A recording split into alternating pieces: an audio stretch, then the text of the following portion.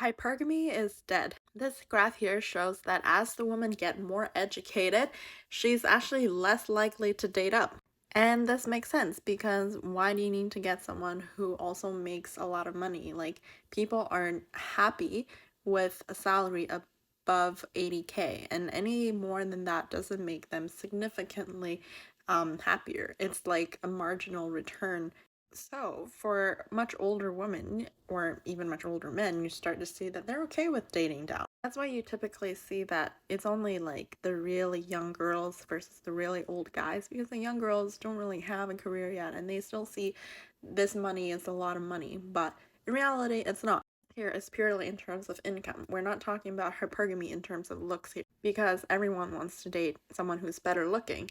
If it wasn't for that, they have to date someone who has more financial resources. So I think now more than ever is that looks for guys is going to be increasingly important. Personally, for me, I kind of feel that too, because in my very early 20s, I wasn't having that great of a job as well as good as now.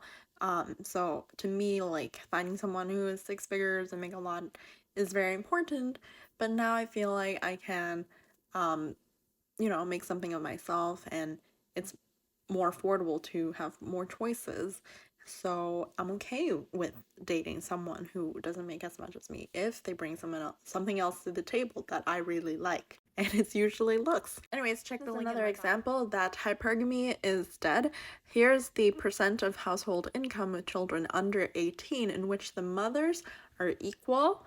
Another example of hypergamy instead. There's a lot of changes from 1960 to the 2011. Women are getting more and more educated and men are getting a bit lazier. But we can see here, like in Europe, which has the highest amount of educational advantage for women, and they're actually like exceeding the men in this case. But marriages are still happening. That means that women are dating down. Like this couple. I think people are looking at a few exceptions and then remembering that as the rule.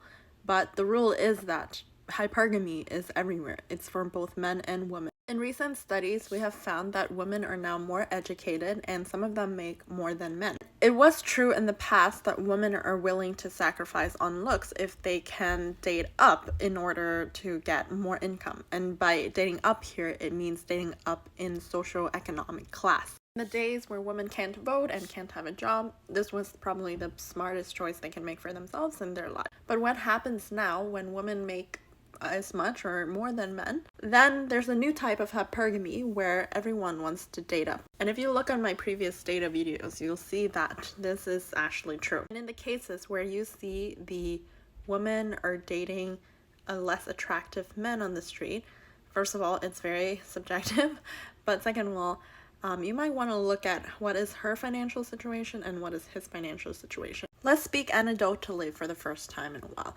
Let's say you are a very successful man or woman. You have a lot of money now. The last thing you need is more money from your partner. You want to look for someone who has what you don't have. So it could either be looks, if you're not good looking. It could either be education, if you made your money without having an education. It has to balance out, and people are attracted to what they don't have, and especially what they can't have. It's like seeing a sugar daddy with a much younger woman. She's probably not that financially well off, and so she wants to date an older guy for that financial stability. So you might see that he's less attractive than her, but he's way richer than her. And the other way can be as well, like someone who's a much older, much, I guess, less attractive lady can date a younger guy, and for him it's also about money.